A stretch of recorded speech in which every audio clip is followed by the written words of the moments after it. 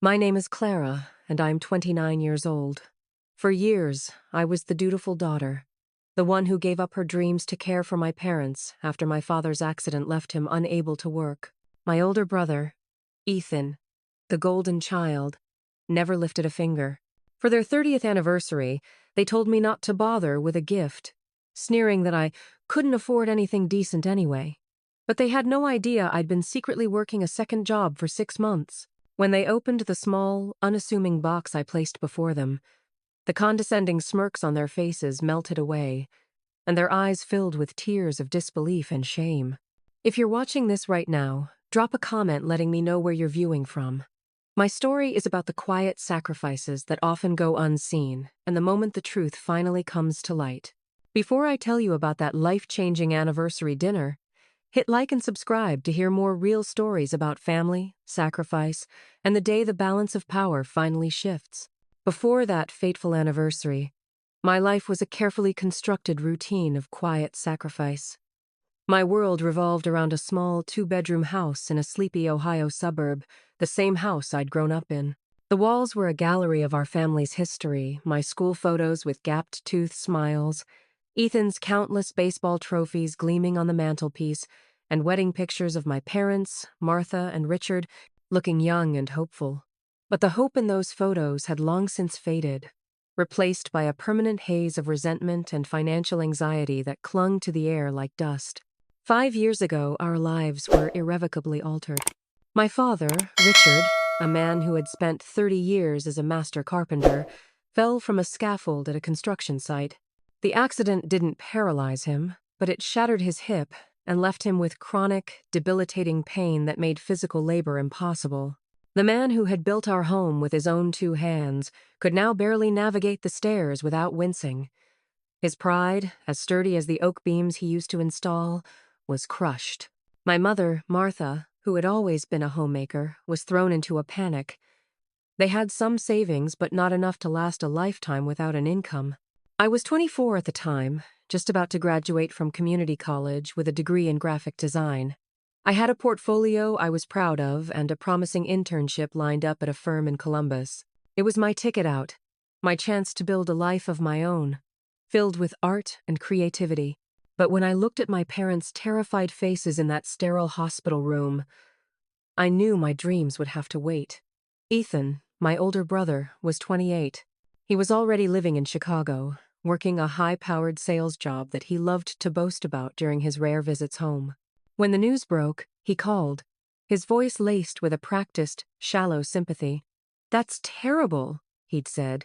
"Let me know what I can do." But his offers were always hollow. He sent a flower arrangement to the hospital, and then promptly went on a company-sponsored ski trip to Aspen the following week. The responsibility, as it always had, fell to me. I turned down the internship. I put my portfolio away in a box under my bed. I took a full-time job as a receptionist at a local dental office, a steady, soul-crushingly dull job with decent benefits. Every single paycheck, for 5 straight years, went into a joint account. I kept only a tiny fraction for gas and personal necessities. I became the financial pillar of our household, the silent engine that kept the lights on and food on the table. The dynamic that had existed our whole lives simply solidified. Ethan was the star, the one who had made it. His successes were celebrated with fanfare. When he got a promotion, my mother would spend an hour on the phone with her sister, detailing his new title and bonus. When he bought a new condo, my father would show pictures to his physical therapist, his chest puffed with pride. My contributions, however, were treated as an obligation, an expected duty. There were no celebrations for me paying the mortgage on time for the 60th consecutive month. There was no praise for me giving up my weekend to drive my father to another doctor's appointment. My sacrifice was simply the air they breathed essential, but entirely invisible. I remember one Christmas 2 years ago. Ethan flew in, bearing expensive gifts. A cashmere sweater for Mom, a high-tech heated back massager for Dad.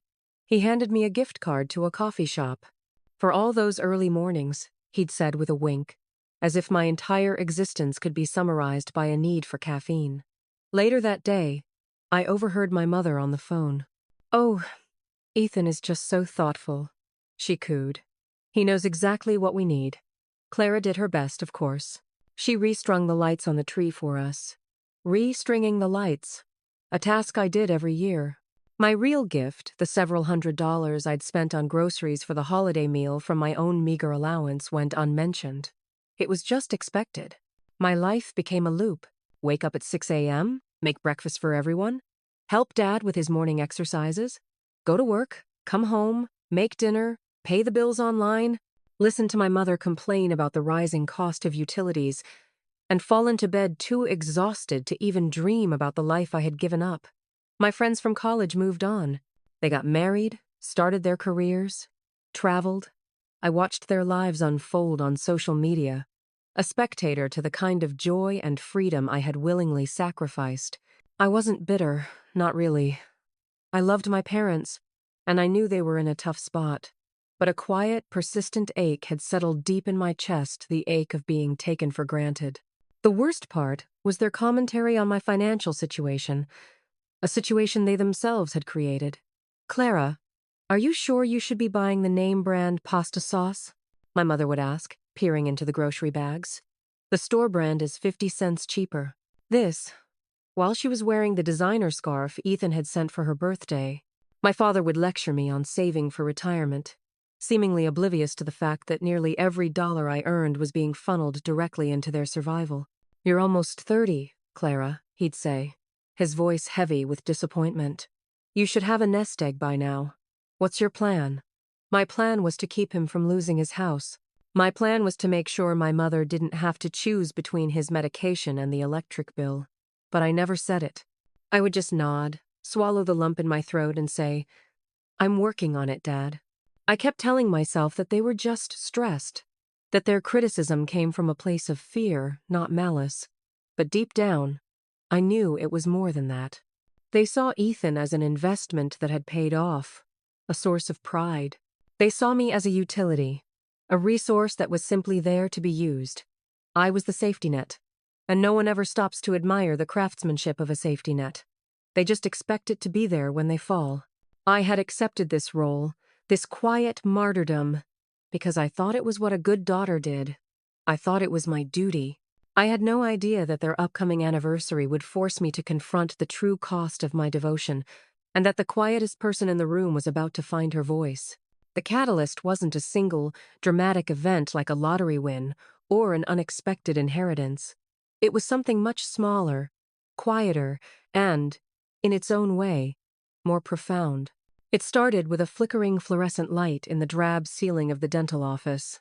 For months, I'd been staring at that stuttering light during my lunch breaks, eating my sad desk salad and scrolling through design blogs on my phone. It was my one small act of rebellion, a 30-minute window into the life I wasn't living.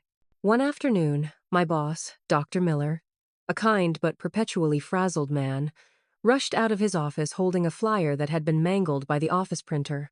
"Clara, my daughter's charity is hosting a fundraising gala next month, and our graphic designer just quit," he lamented, running a hand through his thinning hair.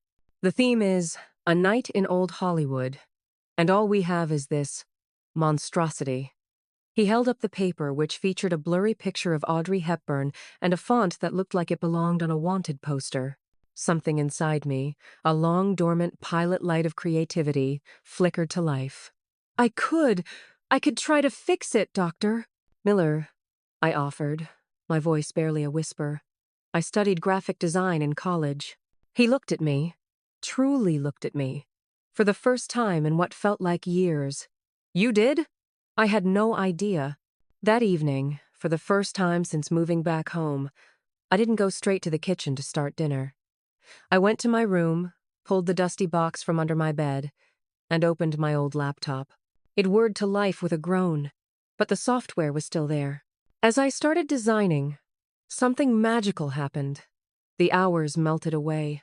The familiar frustration and exhaustion of my daily life were replaced by a focused, joyful energy. I created a whole new brand identity for the gala, an elegant logo, a sophisticated color palette of gold, black, and deep red, and a beautiful, professional-looking suite of materials, invitations, posters, social media graphics. I worked on it secretly, late into the night after my parents were asleep. It was my project, my secret world. When I showed the finished designs to Dr. Miller the following week, he was speechless. "Clara, this is incredible," he said, his eyes wide. "This is better than anything the professional designer ever gave us." He insisted on paying me for my work. I tried to refuse, saying it was a favor, but he was adamant. He wrote me a check for $500. Holding that check felt strange. It was the first money I had earned in 5 years that wasn't already earmarked for my parents' mortgage or the grocery bill.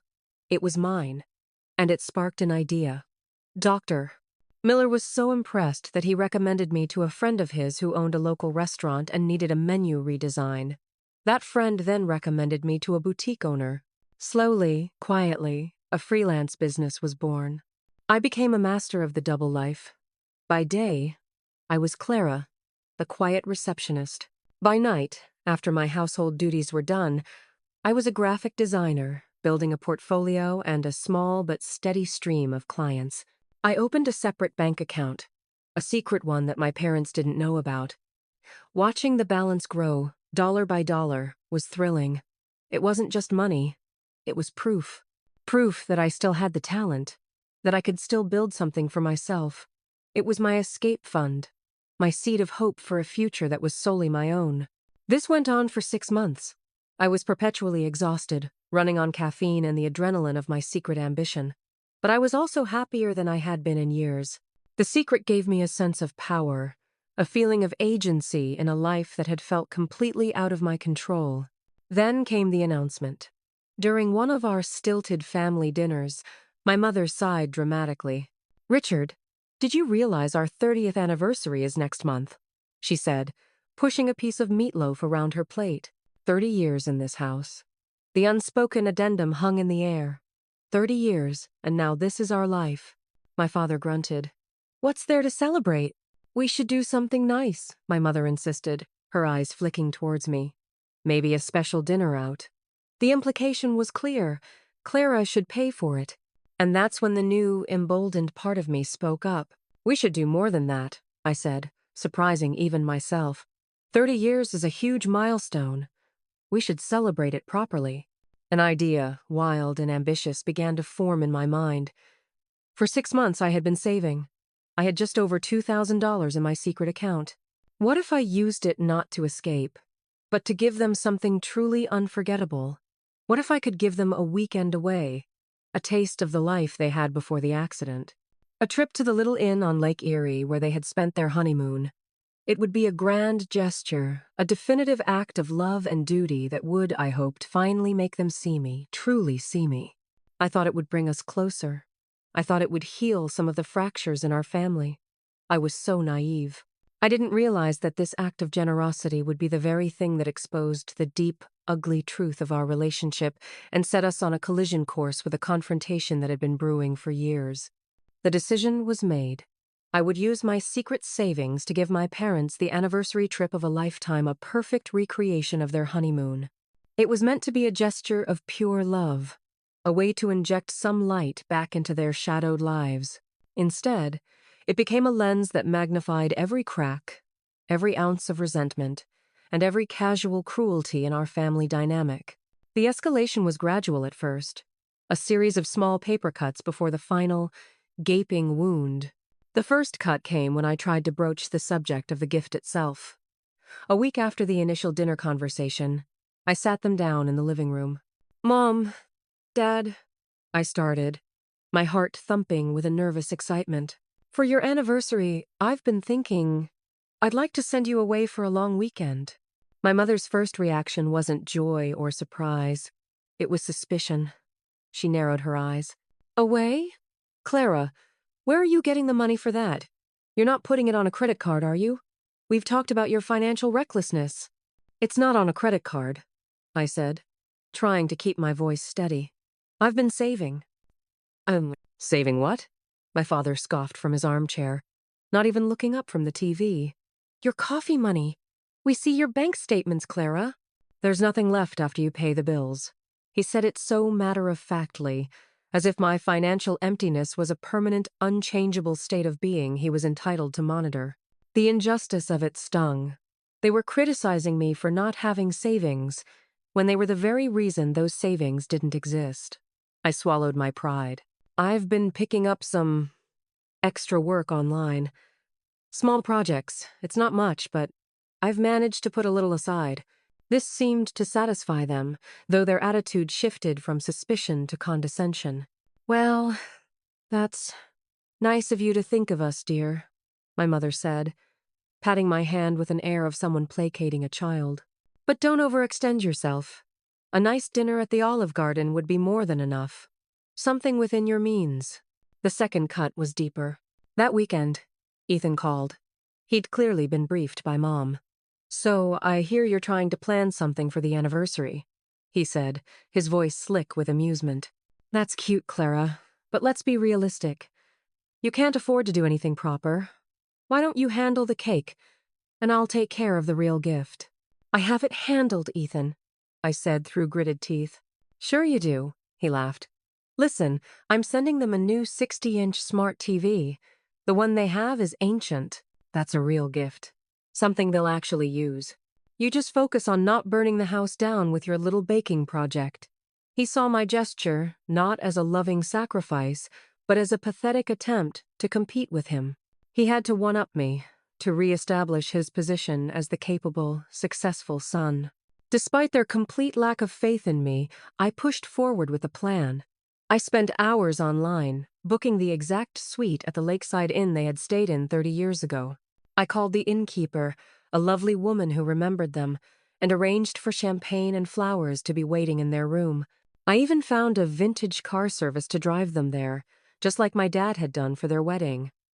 Every detail was meticulously planned to be perfect. The third and most painful cut came about a week before the trip. I was sitting at the kitchen table, finalizing the itinerary and printing out the confirmations. My mother walked in and looked over my shoulder. "The Lakeside Grand?" she said, her voice sharp. "Clara, this must have cost a fortune. This is wildly irresponsible of you." "I told you I saved for it, Mom. I wanted to do something special." She picked up the confirmation for the car service. Her lips pursed in a thin line of disapproval. "And this? A private car? What a waste of money. Money that could have gone towards the new roof we need, or a new mattress for your father's back." Suddenly, my gift wasn't a gift. It was a transaction. It was a symbol of my poor judgment, a poor allocation of their resources. She saw the money I had painstakingly earned, in my own time, on my own merit, as fundamentally belonging to the household, to be spent only on necessities as she saw fit. "I earned this money, Mom," I said, my voice shaking slightly. "I wanted to use it to give you a happy memory." "Happy memories don't fix a leaky roof," she retorted coldly. "Honestly, Clara, you've always been a bit of a dreamer, not very practical. It's a good thing you have us and your brother to keep you grounded." I felt like I had been slapped. Here I was, the most practical person in the house, the one who literally kept them afloat, being lectured on practicality by a woman who hadn't balanced a checkbook in 30 years. The irony was suffocating. My attempt to reason with her was a complete failure. I tried to explain how much it would mean to me to see them happy, to give them a break from the constant stress. She just waved her hand dismissively. "Don't be so dramatic. What we need is financial security, not a fancy hotel room." She left the kitchen, leaving me sitting there with my beautiful, perfect itinerary that now felt like a pile of ash.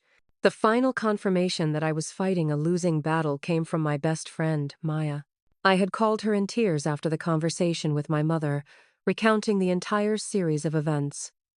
Maya had been my rock through everything. She was the only one who knew about my freelance work, the only one who had cheered me on from the sidelines. She listened patiently until I had sobbed myself out. Then, her voice was firm but kind. "Clara, when are you going to stop trying to win the approval of people who are determined not to give it to you?" "What do you mean?" I sniffled. "They don't see you, honey," she said gently. "They see a solution to their problems. You paid the bills, so you became the bill payer. Ethan sends them shiny objects, so he becomes the good son. They've put you in a box, and anything you do that doesn't fit inside that box, like having your own ambitions or spending your own money, it scares them. It disrupts their reality. Her words hit me with the force of a physical blow. A box. That's exactly what it was. For 5 years, I had been living inside a box labeled Dutiful Daughter, Financial Support. And my gift, this grand gesture, wasn't a key to unlock it. It was me, rattling the bars. And they didn't like the noise. Maya's words replayed in my head for days. I realized my gift had never been about them. Not really. It had been about me. It was my desperate plea to be seen as more than a utility. I was trying to buy their recognition, to purchase their respect with a grand gesture, and they had thrown it back in my face, telling me it wasn't the right currency.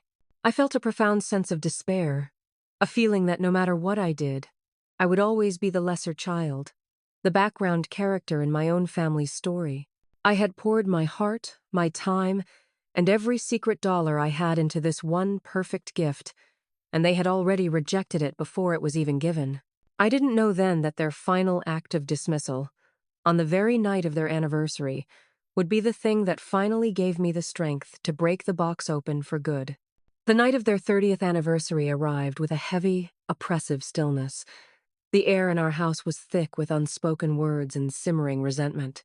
Ethan's brand new television, a monstrous 60-inch behemoth, was already mounted on the living room wall, dominating the space like a black hole. It had arrived 2 days earlier, and my father had spent an entire afternoon marveling at its features, a level of enthusiasm I hadn't seen from him in years.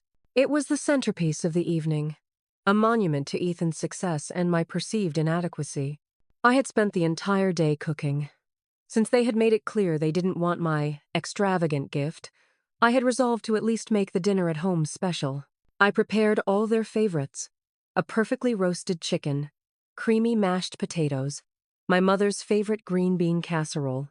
I even baked a small, elegant anniversary cake, a lemon sponge with raspberry filling, decorated with delicate sugar flowers. It was a labor of love, another silent offering at the altar of their approval. They sat down at the dinner table, and the first thing my father said was, "It's a shame we can't watch the game on the new TV while we eat. The picture quality is incredible." Ethan really outdid himself. "He's such a good boy," my mother agreed, beaming, always thinking of his old parents. They ate the meal I had cooked with a distracted air, their conversation revolving entirely around Ethan. Ethan's latest deal. Ethan's upcoming trip to Hawaii. Ethan's cleverness in negotiating the TV's warranty. I sat in silence, feeling myself shrink with every word. I was not a participant in the conversation. I was the caterer. After the plates were cleared, I brought out the cake. It was genuinely beautiful, a testament to the skills I rarely got to use. "Oh, that's nice, dear," my mother said, her praise as faint as a whisper. As I was cutting the slices, my father cleared his throat. "Clara, your mother and I have been talking about this trip you planned." I held my breath, a foolish flicker of hope igniting within me. Maybe they had reconsidered. Maybe they would thank me. "We appreciate the thought," he began, the phrase itself a dismissal. "But we've decided we can't accept it. It's just not practical. We've called the inn and the car service and canceled everything." The knife clattered from my hand onto the plate. "You? You what? You canceled it? Without even talking to me?" "We had to," my mother said, her voice laced with a maddening, self-righteous calm. "It was the responsible thing to do. We asked them to refund the money to your account." Then she delivered the final, crushing blow. "And frankly, Clara, we were a little embarrassed. The innkeeper mentioned you'd been planning this for months. It makes us look like we can't provide for ourselves. Having our daughter, who can barely make ends meet, spend money on such frivolities." Embarrassed. They were embarrassed by my sacrifice. My gesture of love had been twisted into a source of shame for them. They hadn't just rejected my gift.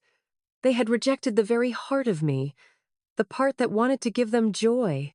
They had erased my effort, my secret late nights, my disciplined saving, and recast me as a foolish, reckless child who had embarrassed them in front of strangers.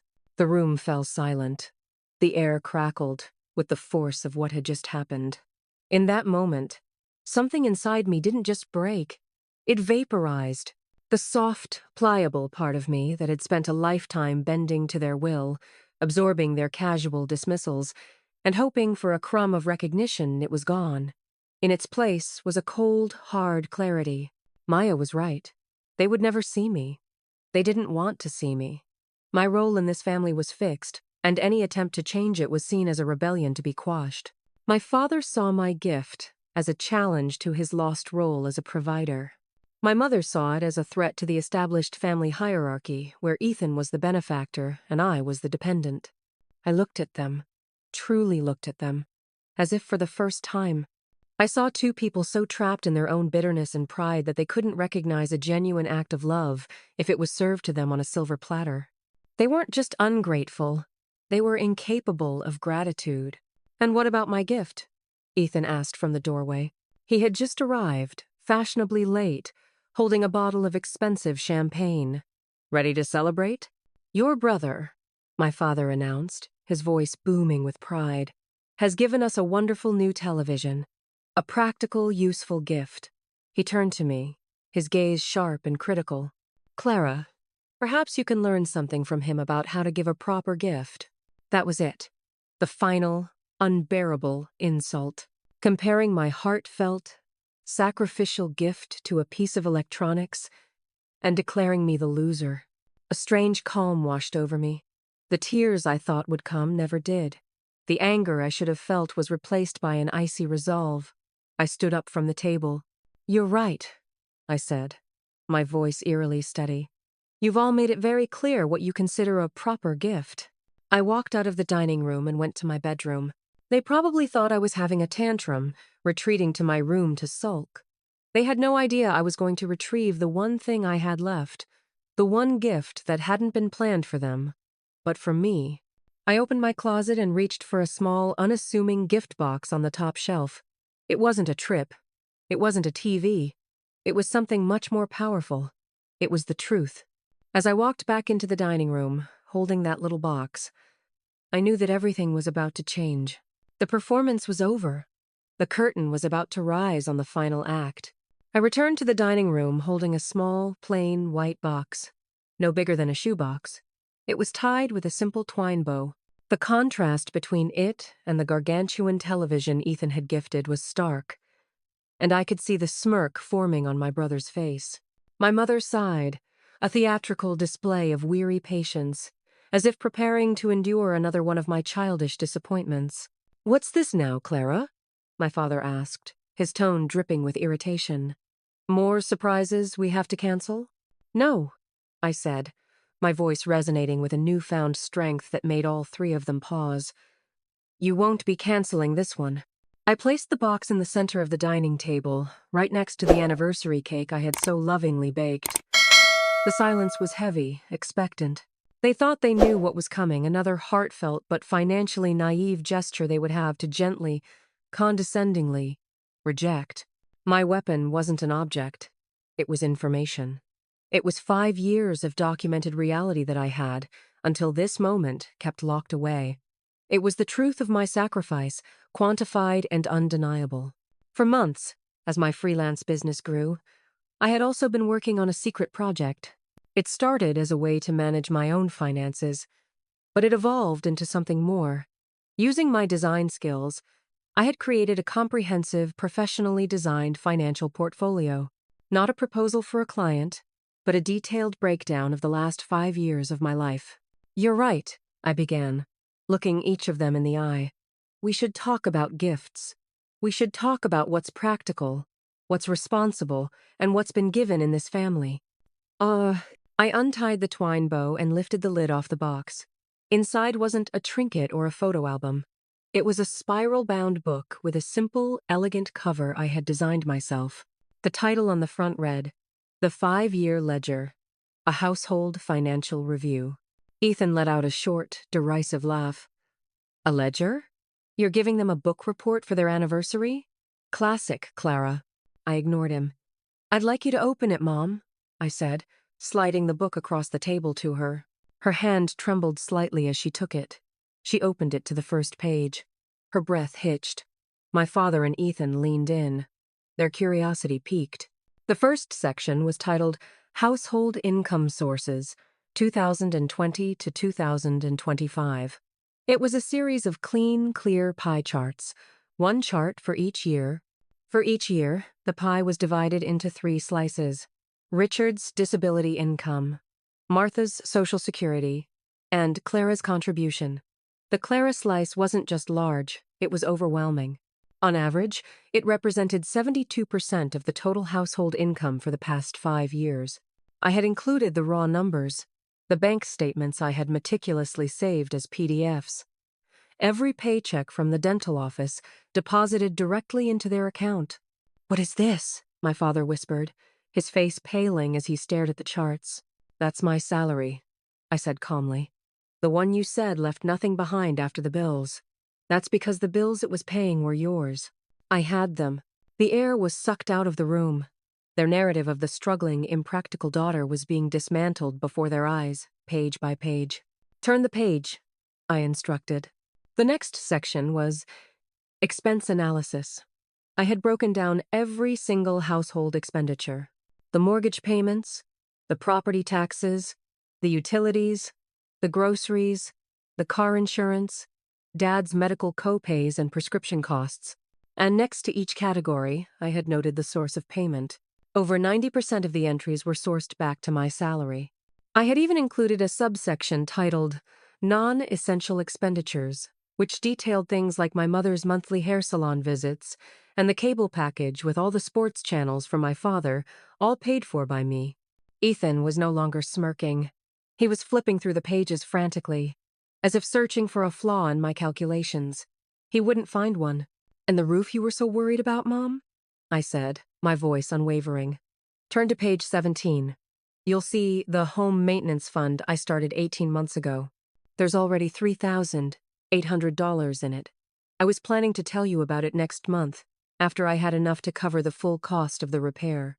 My mother made a small, choking sound. She looked at the page, then at me, her eyes wide with a dawning horror. But I wasn't done. This wasn't just about proving my financial contribution. It was about exposing the full extent of the imbalance. The final section of the book was the most powerful. It was titled Comparative Family Contributions. On one side of the page was a simple, elegant bar graph showing my total financial contribution over 5 years, a staggering figure just over $180,000. On the other side of the page was a section for Ethan. It listed the material items he had given: a television, a back massager, a few sweaters, a scarf. I had researched and listed their approximate retail values. The total was less than $3,000. Beneath that, I had included one final, devastating detail. Using a template I found online, I had drafted a formal invoice. It was addressed to my parents. It was from me.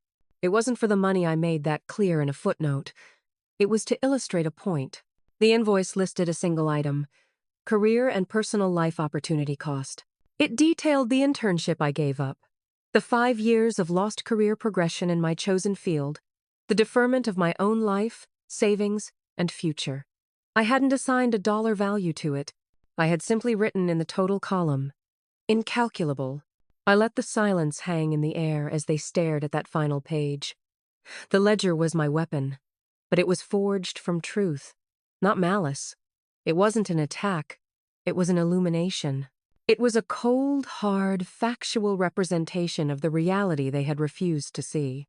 "So you see," I said, my voice now soft but clear as a bell, "I did get you a gift. I gifted you my future. I gifted you my dreams. I gifted you 5 years of my life. And your return gift to me was contempt, dismissal, and embarrassment." I leaned back in my chair. The plan wasn't just to show them the book. The plan was what came next. The trip I booked was paid for with money I earned from the career I am building in the dead of night while you are all sleeping, I explained. It was the first money I ever kept for myself, and you canceled it. You called it a frivolity. I stood up and went to the small side table where my purse was. I took out a set of keys. "This is my real anniversary gift to you," I said, placing the keys on top of the ledger. "These are the keys to the apartment. I signed a lease on last week. I move out tomorrow morning. The gift is that I am finally giving you what you've always wanted. The chance to be practical and responsible for yourselves. The bills from next month onwards will be addressed to you. The trap wasn't just showing them the past. It was announcing my departure. It was removing the safety net permanently. And as I watched their faces crumble, I knew this confrontation wasn't an ending. It was a violent, painful, and absolutely necessary beginning. The silence that followed my announcement was heavier than any I had ever experienced in that house. It was a dense, suffocating silence, filled with the ghosts of 5 years of unspoken truths. The three of them sat frozen, staring at the keys on the table as if they were a venomous snake. The ledger lay open between them, its neat charts and cold numbers a testament to a reality they could no longer deny. Ethan was the first to break. His face, usually a mask of smug superiority, was a contorted mess of disbelief and panic. "You're bluffing," he stammered, his voice losing its confident baritone. "You signed a lease? Where? You can't afford an apartment on your own. We've seen your finances." "You've seen the finances I allowed you to see," I corrected him, my voice unwavering.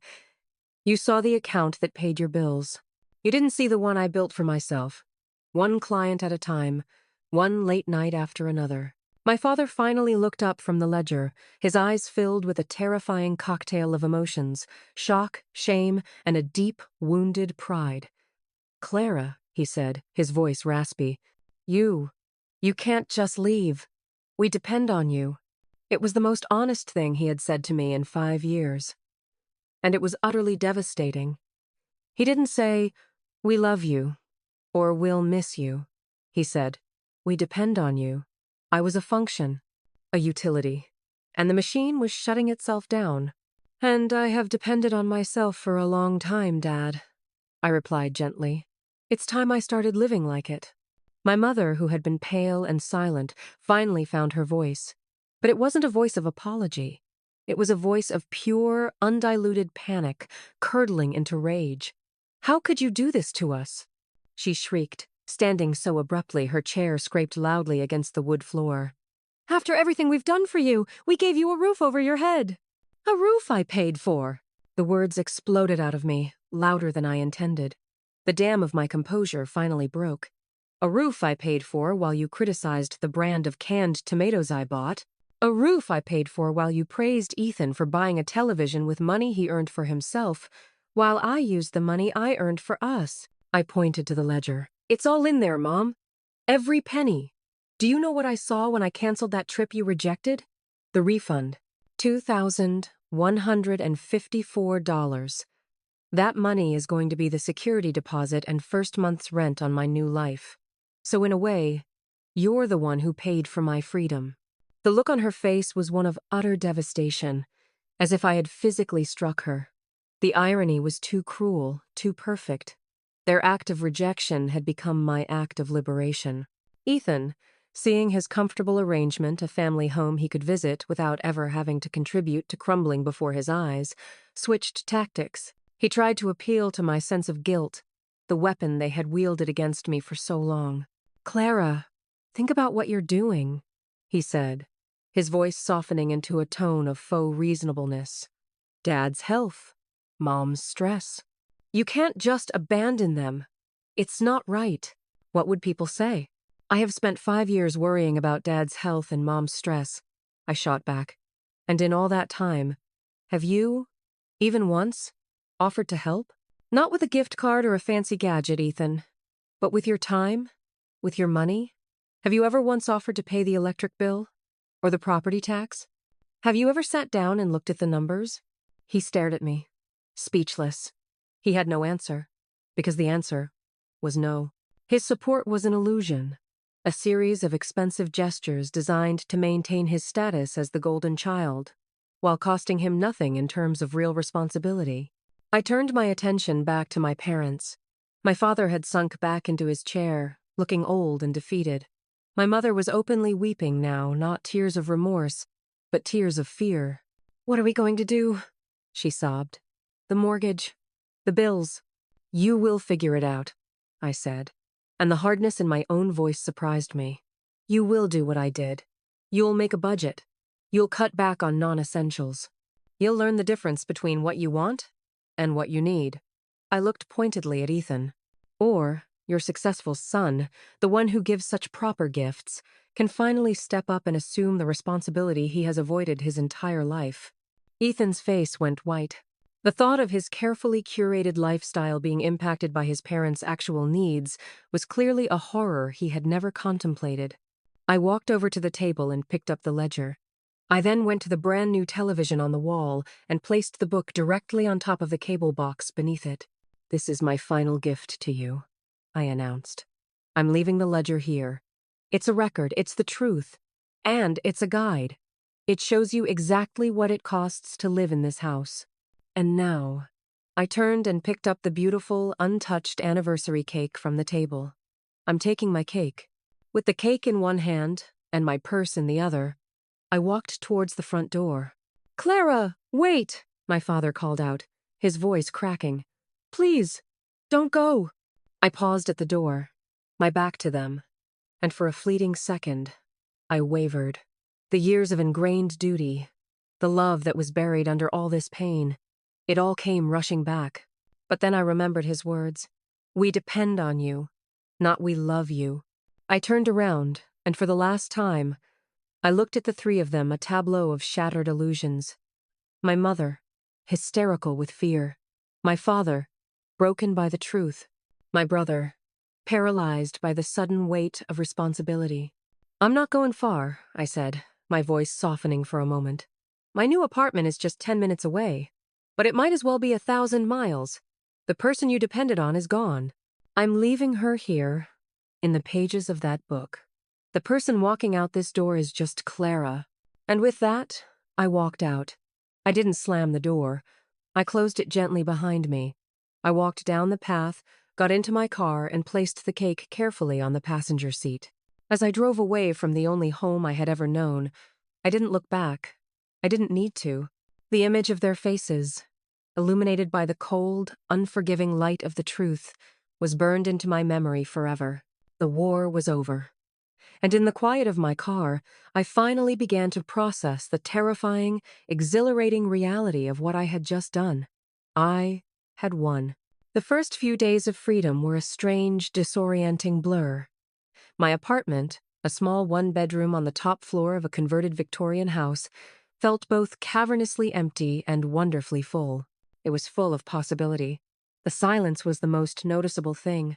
For 5 years, my life had been a constant soundtrack of my father's pained groans, the television blaring sports commentary, and my mother's anxious sighing. Here, the only sounds were the hum of the refrigerator, the distant city traffic, and the sound of my own breathing. The first night, I didn't unpack. I sat on the floor in the middle of the empty living room and ate a slice of the anniversary cake with my fingers. It was sweet and delicious. It was the taste of victory. And then, for the first time in a long time, I cried.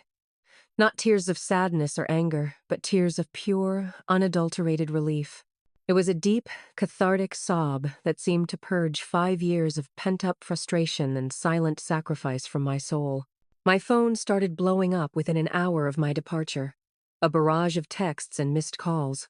My mother's were hysterical, pleading.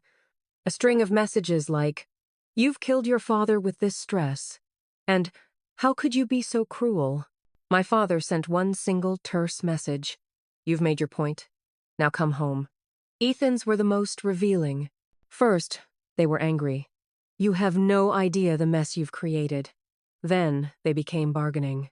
"Dad is talking about selling the house. We need to talk." Finally, they became desperate. "Mom won't stop crying. Just call me." I didn't respond to any of them. On Maya's advice, I put my phone on silent and placed it in a drawer. "Give yourself 70. 2 hours of peace," she had texted.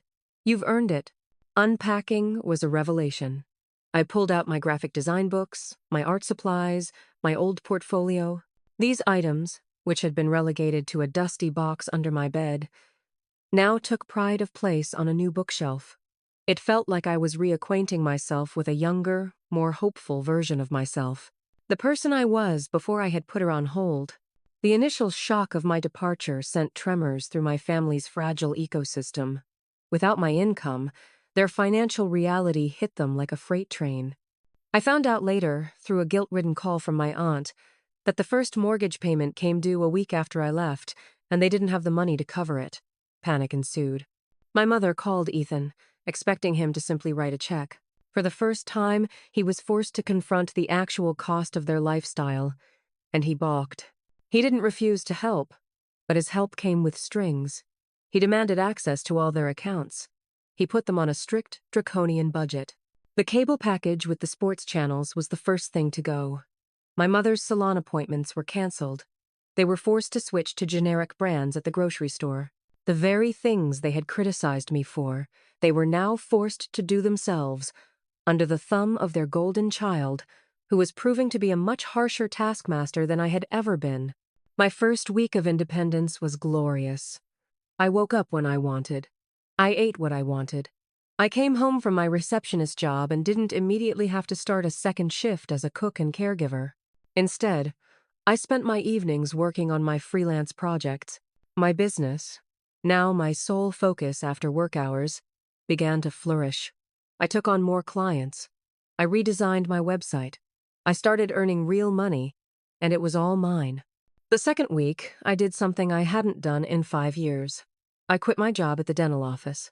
I gave Dr. Miller my 2 weeks' notice, and he was surprisingly supportive.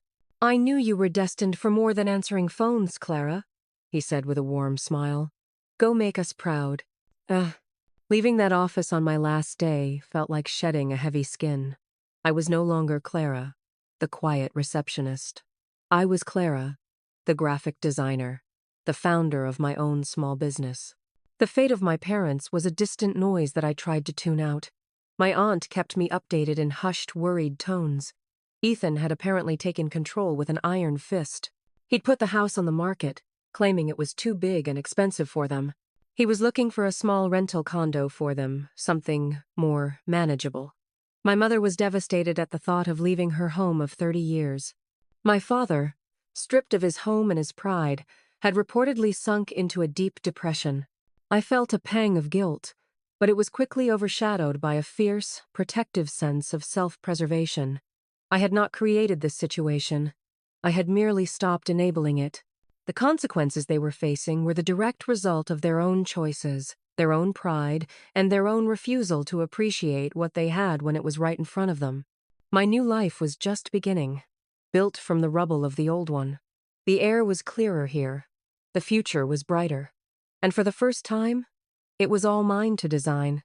1 year can feel like a lifetime. The Clara who sat on the floor of her empty apartment, eating cake and crying with relief, felt like a distant ancestor to the woman I was now. My life hadn't just changed. It had been entirely reborn. My business, Clara Designs, had taken off in a way I had only dreamed of. After quitting my receptionist job, I poured all my energy into it. I networked, I built a stunning portfolio, and word of mouth spread like wildfire through the local business community. I was now renting a small, sunlit studio space downtown. My days were filled with creativity, client meetings, and the quiet satisfaction of building something from the ground up. I was not just financially independent. I was thriving.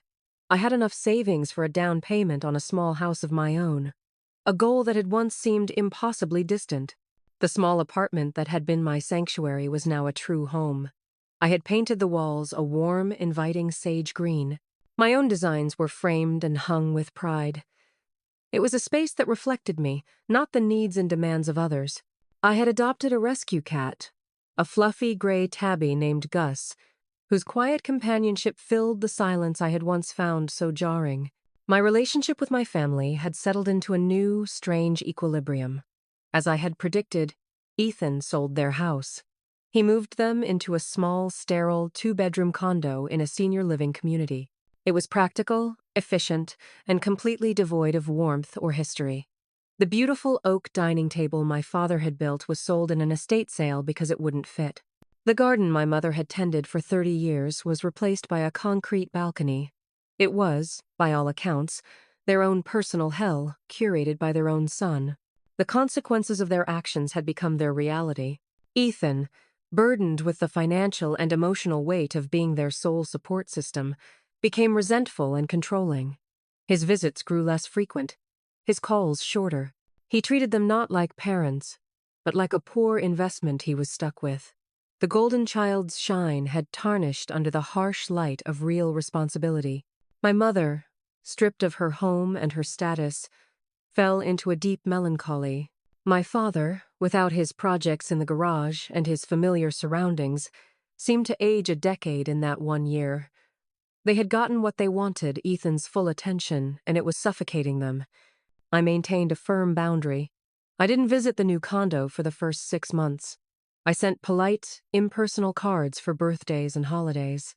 I needed the space to heal, to build my own life without being pulled back into their vortex of dysfunction.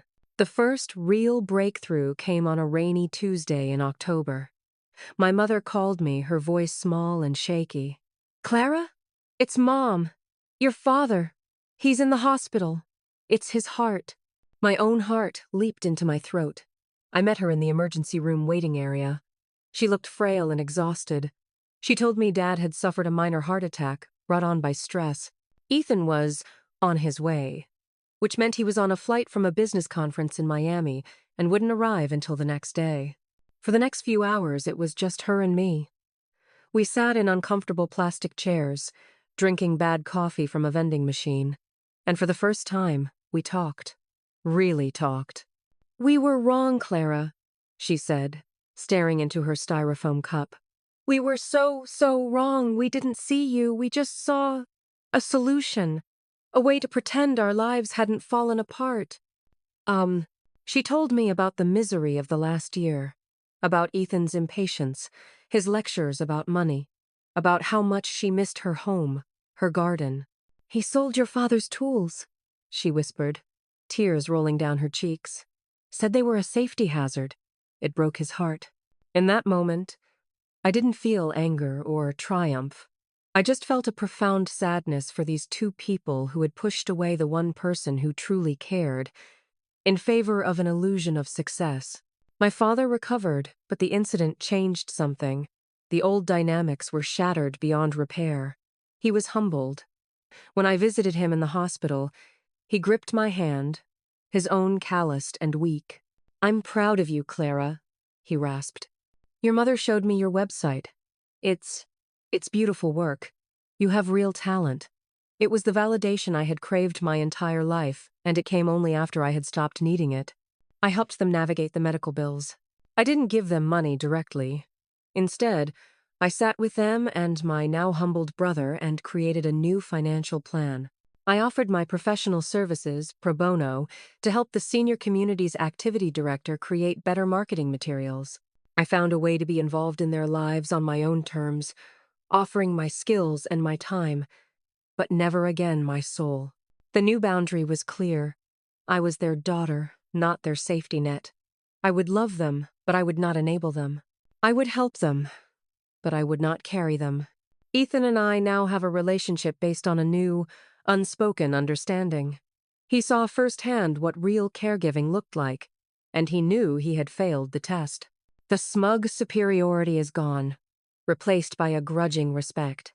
We will never be close, but we are no longer adversaries. Sometimes, justice isn't a grand, cinematic moment of revenge.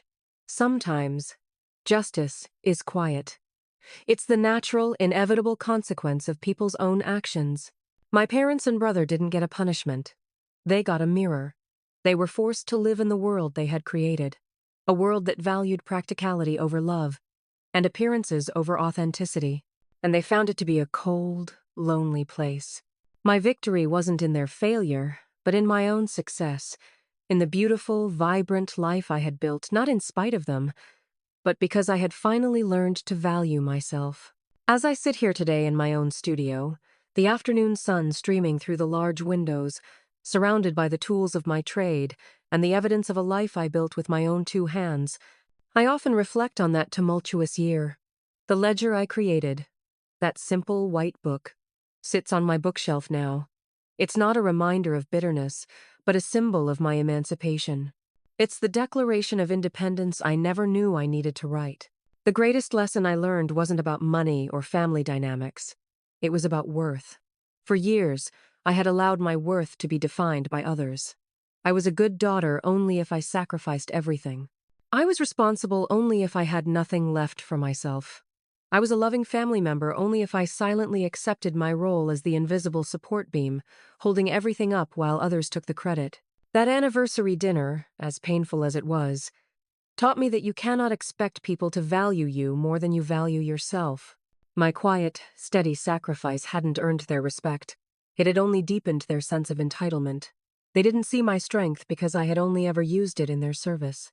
It was only when I reclaimed that strength for myself, when I drew a line in the sand and said, "This far and no further," that they were forced to see me as a person, separate from my function in their lives. The truth is, family is complicated. It's not always the unconditional, supportive safety net we see in movies. Sometimes, the people who are supposed to love you the most are the ones who trap you in a role that keeps you small. They do it not necessarily out of malice, but out of their own fear, their own pride, their own brokenness. But their reasons don't matter as much as the result. And the result for me was a life half-lived. My story isn't about abandoning family. It's about redefining what family means. It means mutual respect. It means seeing and appreciating one another as whole, complex individuals. It means that love should be a source of strength, not a cage of obligation. I still love my parents, but my love is healthier now. It exists alongside firm boundaries that protect my peace and my future.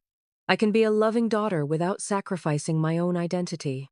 The ultimate irony is that by stepping away, by choosing myself, I was finally able to help them in a more meaningful way. By refusing to be their financial crutch, I forced them and my brother to finally learn to walk on their own. Their journey has been painful, but it is their own. And it has led them to a place of humility and truth that they never would have found if I had stayed. My life now is rich in ways that have nothing to do with my bank account.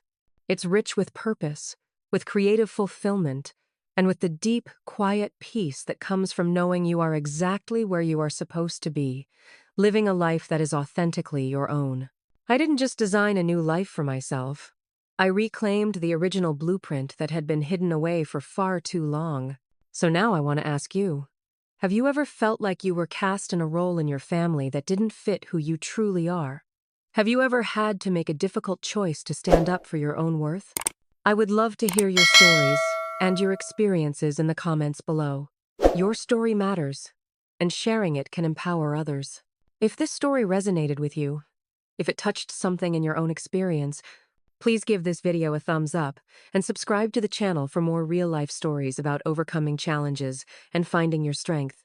Please share this video with someone who might need a reminder that it's never too late to pick up your own dreams and build the life you deserve. Thank you so much for listening. And remember, you are the author of your own story.